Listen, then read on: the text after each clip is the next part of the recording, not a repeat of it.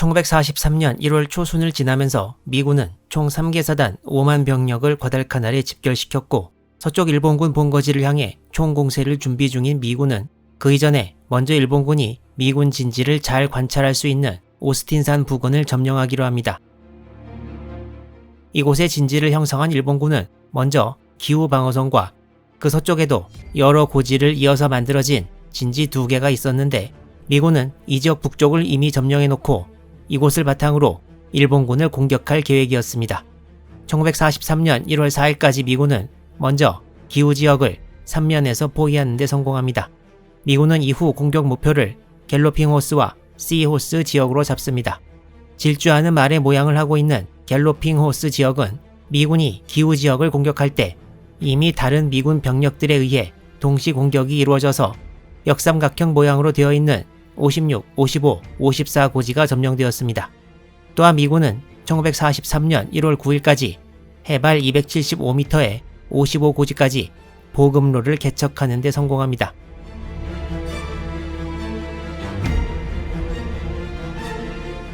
(12월) 중순 이후 구축함과 잠수함을 이용한 수송이 중지되고 나서 라바울의 일본군은 드디어 항공기를 이용한 수송을 계획합니다. 일식 육상 공격기를 이용해 보급품을 과달카날의 일본군 진지에 투하한다는 것인데요. 이건 사실 구축함을 이용한 수송보다 더 어려웠습니다. 먼저 항공기 한 대가 나를 수 있는 양이 구축함보다 훨씬 적었고 그렇다고 항공기가 수십 대가 갈 수 있는 것도 아니고 날씨가 안 좋으면 아예 이륙할 수 없는 데다 과달카날 내의 일본군 진지 사이의 통신도 원활하지 않아서 투하 시각, 연락 표식 등 체계를 제대로 만들어서 작전을 할 수 있는 상황이 아니었습니다.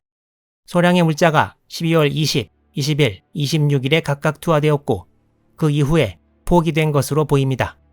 1월 초순에 일본군은 다시 어쩔 수 없이 구축함 수송을 재개했습니다. 하지만 수송 임무를 계속 맡았던 타나카 라이조 제독은 1942년 12월 29일에 제2수레전대 사령관직을 물러나고 후임으로 호야나기 토미지 소장이 임명되었습니다. 타나카 소장은 타사파론가 해전에서 다른 구축함들이 전진할 때 기함 나가나미가 선두에 서지도 않고 일찍 회피를 한 것 등이 문제되어 좌천 인사를 당했습니다.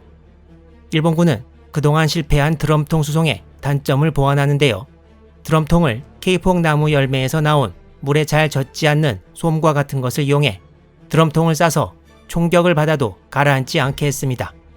이렇게 해서 1943년 1월 2일 밤에는 기존 양의 2배 정도인 540드럼을 양육하는 데 성공했지만 그래도 과달카날의 병사들에게 충분히 식량을 공급하는 데에는 크게 못 미치는 양이었습니다.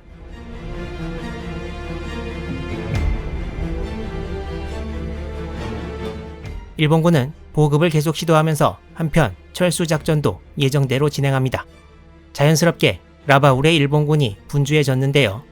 미군은 동부 뉴기니와 솔로몬 제도를 총괄하는 제8방병군이 편성된 것을 실제 편성 약 2달 뒤인 1943년 1월 3일에 파악합니다.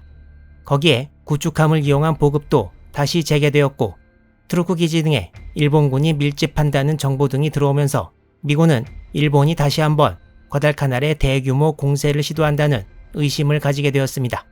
한편 일본군은 과달카날 육군의 철수를 돕기 위해 후위 부대 역할을 할 대대를 파견합니다.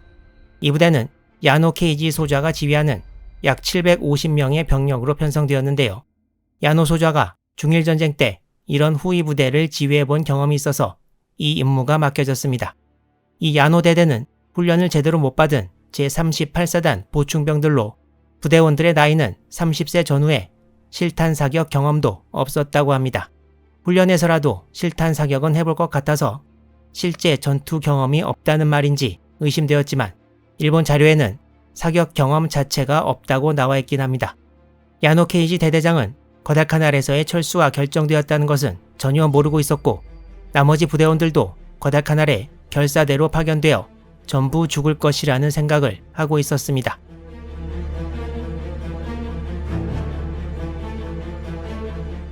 (1943년 1월 10일) 라바울에서 곧 출발할 야노 대대에 대한 군장 검사가 실시되었습니다. 이 군장 검사를 대대장 야노 소좌 이외에 다른 사람 하나가 더 참관했는데요. 바로 과달카날 철수 작전을 위해 도쿄에서 제8방명군 참모로 파견된 이모토 쿠마오 중자였습니다. 이모토 중자는 당시 40세였고 1925년에 육군사관학교 37기를 수석 졸업하고 1942년에는 육군 대신 비서관으로 있다가 과달카날 철수 작전을 위해 라바울로 파견되었습니다. 이모토 참모는 어떤 서류가 들어있는 봉투를 하나 휴대합니다. 이 봉투에는 이미 연말에 결정된 과달카날 철수 명령장이 들어있었습니다. 당시 과달카날 제17군 사령부에도 고정 무선 통신소가 있었는데 통신병 2명이 건강이 안 좋아 제대로 무선 통신을 유지할 수 있는 형편이 아니었습니다. 또한 라바울의 대본영 작전부장이 왔듯이 중요한 명령을 직접 전달할 필요도 있었을 것입니다. 이모토 참모는 같은 내용이 담긴 봉투를 하나 더 준비해 다른 참모에게 휴대시키고 각자 다른 구축함에 탑승해 누가 한 명 사망해도 명령이 전달될 수 있도록 조치했습니다. 이모토 참모와 야노 대대는 1943년 1월 12일 오후 7시 구축함 5척에 분승해 라바울을 출발했습니다. 이모토 중자와 야노 대대는 1월 14일 자정 무렵 무사히 에스페란스곳 부근에 들어왔습니다. 야노 소주와의 전후 회상에 의하면 과달카날에 상륙한 이후 이모토 참모가 야노 대대의 이후 행동 방침에 대해 어떠한 말도 하지 않고 야노 대대의 임무가 매우 중요하다는 것만 강조했다고 합니다. 이모토 참모는 1월 13일 오전 5시 30분 야노 대대보다 조금 더 먼저 제17군 사령부를 향해 출발합니다. 이때 제17군 사령부는 타사파론가 부근에 위치해 있었습니다. 야노 대대도 곧 이모토 참모 일행의 뒤를 이어 전방을 향해 출발했습니다. 야노 대대장과 평균 연령 30세 정도의 훈련도 제대로 못 받은 대대는 일본군이 과달카날에서 퇴각하는 동안 계속 등장하게 됩니다. 이 같은 상황이 진행되는 사이 미군은 다시 한번 오스틴산 주변의 공격을 계획합니다. 일본군의 완강한 기후 방어선을 일단 3면에서 포위한 미군의 다음 작전 계획은 일단 기후 지역은 남겨둔 다음에 갤로핑 호스와 시호스 지역을 공격, 점령하는 것이었습니다. 그런 다음에 현재 유지 중인 이 방어선에서 치고 나가 서쪽으로 더 진격해 이 선까지 일본군을 밀어붙이는 것이었습니다. 미군의 작전은 야노 대대가 출발 준비를 하고 있던 1월 10일에 시작됩니다.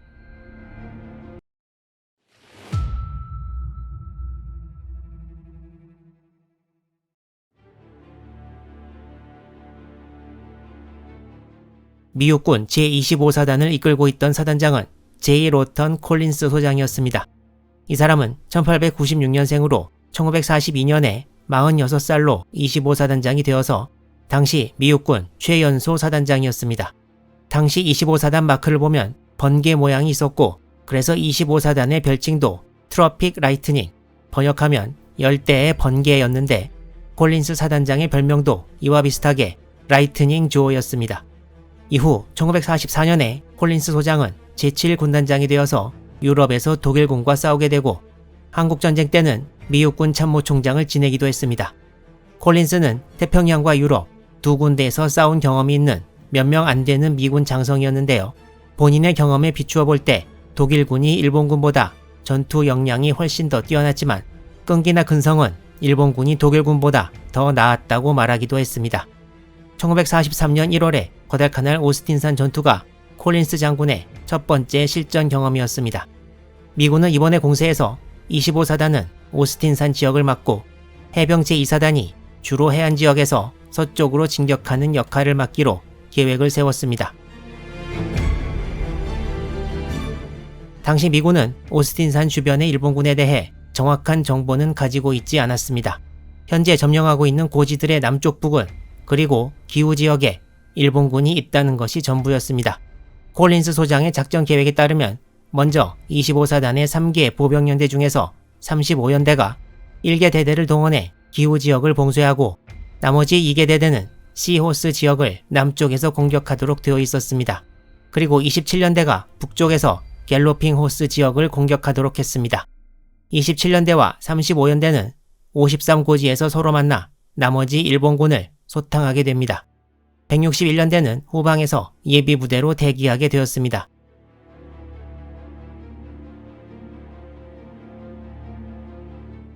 미군이 주둔하고 있는 42고지에서 중간 밀림지대를 통과하면 갤로핑 호스가 나오는데 42고지에서 그 방향으로 바라본 것을 당시의 사진으로 찍어 놓은 것이 이것입니다.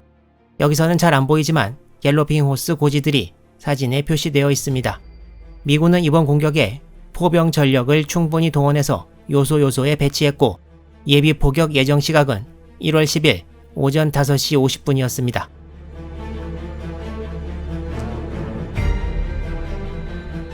이 지도는 갤로핑 호스 지역을 좀 더 확대해서 나타낸 것입니다. 1월 10일 오전 6시 30분경부터 공격을 시작한 27년대 1대대는 핸더슨 비행장의 객터스 항공대와 포병대의 도움을 받아 오전 11시 40분경 일본군의 약한 저항을 물리치고 57고지를 점령했습니다. 그리고 같은 시각에 공격을 개시한 27년대 3대대는 말의 몸통 부분을 훑고 지나가면서 일본군을 공격하게 되어 있었습니다. 여기서는 52고지가 가장 높은 고도를 가지고 있었고 일본군의 저항이 심하리라 예상되었습니다. 따라서 3대대는 좌측과 우측의 양쪽에서 52고지에 접근해 점령하는 작전을 시도하게 됩니다. 3대대는 54고지의 집결 지점을 오전 3시에 떠나 남하를 시작했습니다. 공격 개시 후 얼마 안 되어 3대대의 L중대가 일본군의 저항이 미미했던 51고지를 점령합니다. 미군은 그대로 51고지에서부터 52고지를 공격하지만 여기서 일본군의 큰 저항에 맞부딪히고 일단 공격을 중지합니다. 52고지를 북쪽에서 공격했던 부대는 3대대의 I중대였지만 역시 일본군의 완강한 저항에 공격을 중지할 수밖에 없었습니다. 미군은 1월 10일 오후에 다시 52고지에 대한 공격을 시도하는데 이번엔 야포와 항공기의 폭격 지원까지 받았고 결국 오후 4시 35분에 남아있던 6개의 일본군 기관총 진지를 파괴하고 30여 명의 일본군을 사살한 다음에 52고지를 점령하는 데 성공합니다. 미군은 공격 개시 첫날 갤로핑 호스의 절반 이상을 큰 인명피해 없이 성공적으로 점령했고 다음 날에 공격을 준비했습니다. 위에 나온 고도 3650m 정도에서 찍은 당시의 항공사진을 보면 갤로핑 호스의 고지들과 주변 지역의 지형을 자세하게 볼 수 있습니다. 실제 항공사진으로 보면 이 지역이 정말 달리는 말과 비슷하게 생겼다고 생각되기도 합니다. 이제 미군에게 남은 목표물은 말의 머리 부분이라고 할 수 있는 53고지. 하지만 이 지역에 대한 마지막이 될 공격을 준비하던 미군에게 뜻밖의 일이 터집니다. 이 지도는 1943년 1월 10일 갤로핑 호스에 대한 공격이 끝난 뒤의 상황입니다. 27년대 1대대가 남하에서 말의 앞다리 쪽인 57고지를 점령했고 27년대 3대대가 일본군의 저항이 강했던 52고지를 점령했고 뒤쪽의 51고지는 연대 예비대였던 2대대가 지키는 상황입니다. 1월 11일이 되고 3대대가 일본군이 아직 점거하고 있는 53고지 공격을 준비하고 있을 때 지휘부는 병사들에게 배분할 식수가 매우 모자람을 발견합니다. 남위 9도 정도의 위치에 있는 과달카날은 12달 내내 평균 최고 기온이 30도를 약간 넘습니다. 지금 공격이 이루어지고 있는 1월 초순에도 마찬가지인데요. 미군 기록에는 원래 후방의 55고지 근처 식수원에서 가져오는 물의 양이 충분했지만 식수를 전방으로 운반하는 사이 후방에 있는 부대가 이를 전용해버린 것 같다고 추측합니다. 그리고 원래 솔로몬 제도와 과달카날에는 하천과 샘 등이 풍부해서 식수로 이용할 수 있었지만 갤로핑 호스 지역에서는 찾아볼 수 없었습니다.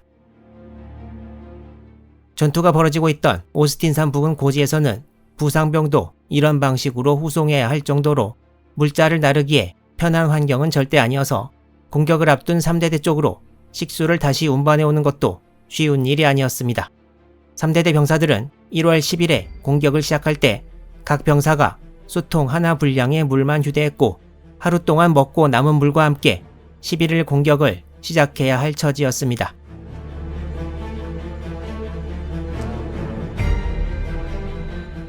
(27년대) 3대대는 1월 11일 이른 아침에 공격을 시작하도록 되어 있었으나 식수 문제 때문에 오전 9시까지 공격을 못하고 기다렸지만 물은 오지 않았습니다. 결국 미군은 식수 문제가 해결되지 않은 채로 53고지에 공격을 시작합니다.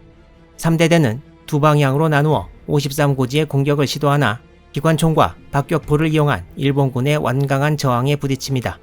식수가 없는 채로 공격에 돌입한 병사들은 전투가 진행되면서 심한 고통을 겪게 되었습니다. 2차 대전 때 미군 보병소대는 보통 장교 포함 40명에서 45명으로 구성이 되어 있었던 것 같은데요. 이날의 기록에 의하면 식수 부족으로 인한 심한 갈증으로 어느 소대는 정오경에 전체 인원 중에서 10명만 의식이 있었다고 합니다. 오후로 접어들면서 그날은 더 이상 공격이 불가능하다는 것이 명백해졌고 결국 미군은 1월 11일에 53고지 공격을 포기하고 물러납니다. 지칠 대로 지친 27년대 3대대는 후방의 54, 55고지로 퇴각했고 다음 날로 계획된 53고지에 대한 재공격은 후방의 예비부대로 있던 2대대가 맡게 되었습니다. 2대대가 있던 50, 51고지 지역에는 같은 사단의 161년대 1대대가 대신 들어옵니다.